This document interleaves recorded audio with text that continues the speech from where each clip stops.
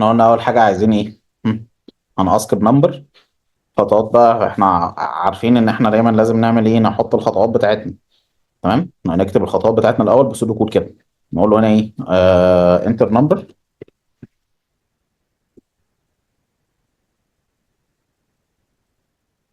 بعد كده اقول له ايه، ارى الانسر. بعد كده اقول له هنا في الكنترول، في الاف اند ايلس، واقول له هنا ايه. انا المفروض قلنا ان انا عايز اعرفه هو كل 4 سنين، صح؟ يعني انا هقسم الرقم ده على 4 واشوف باقي الاسم، اللي هي المودلس.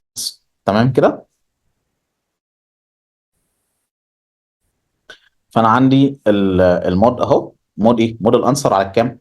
على الاربعه. تمام، عايز اشوف بقى ده بيساوي صفر ولا لا. فانا عندي هنا الاوبريتور بتاع اللي يساوي اهو، واحط ده هنا كده، ده هنا كده. لا يا عم،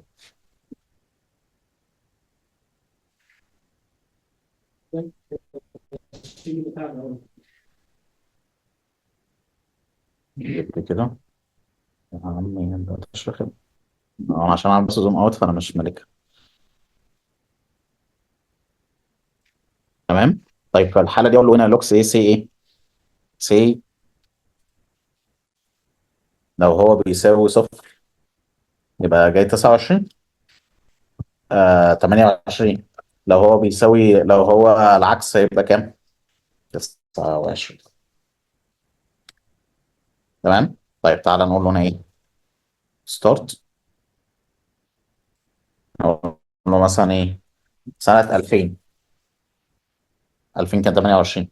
تمام. طب لو قلت له 2023، هقول له لا 29. تمام كده، واضحة الفكرة. تمام كده يا شباب، حد عنده سؤال او استفسار؟